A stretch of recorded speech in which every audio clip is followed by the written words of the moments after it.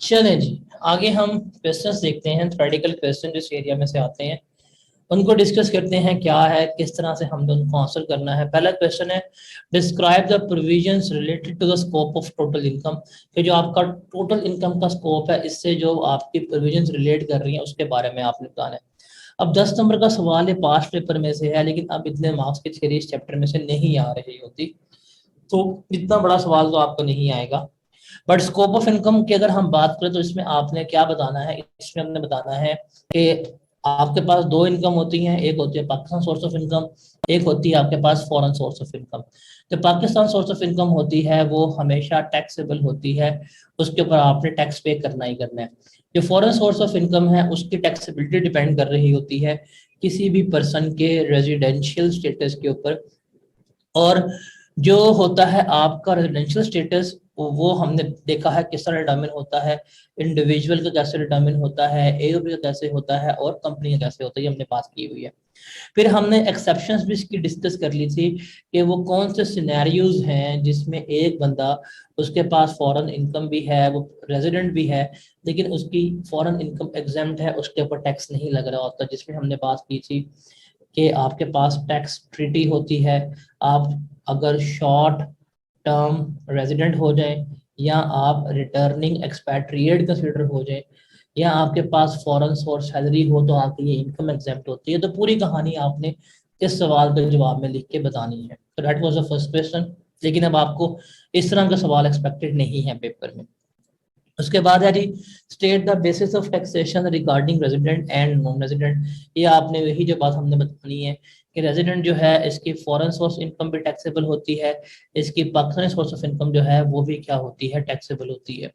While जो non resident है उसकी सिर्फ पाकिस्तानी इनकम टैक्सेबल होगी, उसकी फॉरेन इनकम जो है वो टैक्सेबल नहीं होगी। तो उसके अलावा कि ये स्टेटस किस तरह से डिटरमिन होगा, इंडिविजुअल का, एओपी का, कंपनी का, वो आपने यहाँ पे एक्सप्लेन करना है। उसके बाद है under what circumstances a resident individual is entitled to claim exemption from tax on his foreign source salary and when is the foreign tax treated as having been paid. कि फॉरेन सोर्स सैलरी के उसके ऊपर कब tax माफ होगा। हमने पढ़ा था कि अगर फॉरेन सोर्स सैलरी अर्न कर रहा है और जिस मुल्क में अर्न कर रहा है वहां पर टैक्स कट गया या पे हो जाएगा या पे कर देगा, तो वो क्या कहलाएगी, उसकी फॉरेन सोर्स सैलरी कहलाएगी। फॉरेन सोर्स सैलरी के ऊपर पाकिस्तान में कोई किसी किस्म का टैक्स नहीं लग रहा होता। और फॉरेन टैक्स को हम कब ट्रीट करेंगे, पे हो गया हुआ है, जब वो एक्चुअली पेड हो जाए, या कलेक्ट कर लिया जाए, या डिडक्ट कर लिया जाए, तो हम क्या करेंगे, उसको ट्रीट करेंगे कि ये हमारा पे हो चुका हुआ है। उसके बाद है मिस्टर ए एक पाकिस्तानी सिटीजन है, return to Pakistan in November 2007 after completing his employment contract in UAE. He worked till October in UAE where there was no tax on salaries. Mr. A is in Pakistan since then and he has employed by a local company. Explain the tax implication on Mr. A's income earned in UAE and in Pakistan. वो tax year 2008। अब इसमें यहाँ पे इसके पास दो income है, एक उसके पास फॉरेन सोर्स इनकम है, एक उसके पास पाकिस्तान सोर्स इनकम है। जो फॉरेन सोर्स इनकम है उसमें तो हम बता देंगे कि फॉरेन सोर्स इनकम उसके पास सिर्फ और सिर्फ यहाँ पे सैलरी है, सैलरी फॉरेन सोर्स एग्जाम्प्ट हो जाएगी। लेकिन जो पाकिस्तानी सोर्स ऑफ इनकम है, जो वो सैलरी है, वो क्या रहेगी, हमेशा टैक्सेबल रहेगी। तो ये हमने इसका इस तरह जवाब देना है। उसके बाद 4 नंबर का एक और सवाल है, briefly discuss the residential status of the following person under the income tax ordinance 2001 for the tax year 20x8। पहला है जी, Asif is an employ of Balochistan government. इतना ही सिर्फ मैंने पढ़ना है, मुझे आगे पढ़ने की जरूरत ही नहीं है, बिकॉज जो सरकारी मुलाजमीन हैं वो हमारे हमेशा क्या ट्रीट होते हैं, they always treated as resident. हम उनको क्या ट्रीट करते हैं, हम उनको हमेशा रेजिडेंट ही ट्रीट कर रहे होते हैं। तो गवर्नमेंट एम्प्लॉय हमेशा क्या रहेंगे, रेजिडेंट रहेंगे।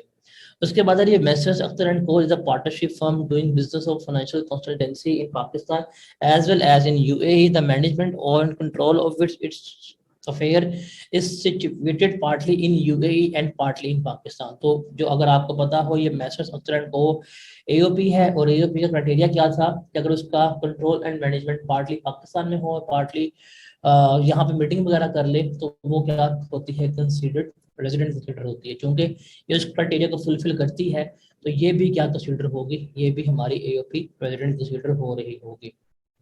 उसके बाद 8 नंबर का सवाल है, 4 पॉइंट्स हैं, इट मींस हर पॉइंट के 2 मार्क्स हैं मार्क्स सिक्योर करने के लिए।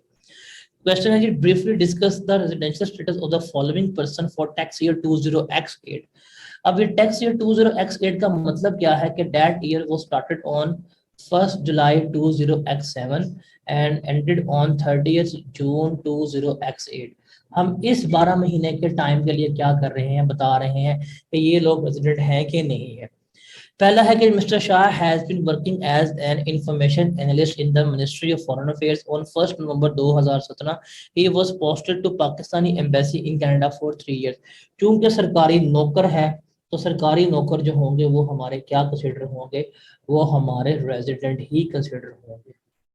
उसके बाद है AS learning centre is a partnership concern providing IT training to professional in Pakistan, UAE and Saudi Arabia up to 31st July 2007. The management and control of its situation of its affairs was situated partly in Pakistan. However, with effect from 1st August 2017, the entire management and control of the affairs of the partnership was shifted to Dubai. अब ये साल शुरू हुआ, इस साल शुरू होने के बाद 1 महीने तक, जुलाई के महीने तक उसका कंट्रोल एंड मैनेजमेंट पाकिस्तान था, उससे ऑनवर्ड्स पाकिस्तान से बाहर मूव हो गया। हमने पढ़ा था क्राइटेरिया कि अगर इसका कंट्रोल एंड मैनेजमेंट एक दिन के लिए भी पाकिस्तान में एग्जिस्ट करता हुआ, हम क्या करेंगे, इसको रेजिडेंट कंसीडर करेंगे। यहाँ पे पूरा 1 महीना वो यहाँ पे रहा है, इस साल तो हम क्या करेंगे, इस साल के लिए इस पार्टनरशिप फर्म को हम रेजिडेंट पार्टनरशिप फर्म कंसीडर कर रहे होंगे।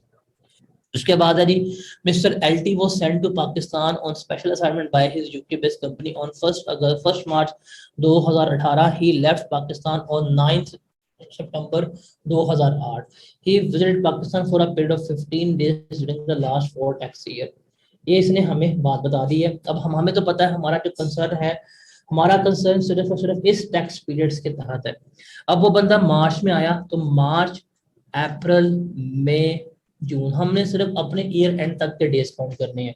तो मार्च के 31 दिन बन जाएंगे, अप्रैल के 30 दिन बन जाएंगे, मई के 31 दिन बन जाएंगे और जून के हमारे पास 30 दिन बन जाएंगे। इसका जो स्टे था वो बन रहा था 122 दिन, which is less than 183 days. तो दैट्स वाई मिस्टर एलटी जो है वो क्या ट्रीट होंगे, वो हमारे नॉन रेजिडेंट ट्रीट होंगे, बिकॉज हमने अपने ईयर एंड तक जाना है, हमने इस डेट तक जाना है। अगले साल के लिए भी वो क्या बंदा है, वो नॉन रेजिडेंट है, बिकॉज वो पाकिस्तान जल्दी छोड़ गया था। उसके बाद है जी, F trading LLC was incorporated as a limited liability company in UAE. The management and control of its affair was situated all in Pakistan. Resident treat होगी बिकॉज इसका कंट्रोल एंड मैनेजमेंट जो है वो मुकम्मल तौर पर पाकिस्तान में सिचुएट कर रहा है। दैट्स व्हाई हम क्या कंसीडर करेंगे, हम इसको रेजिडेंट कंसीडर कर रहे होंगे।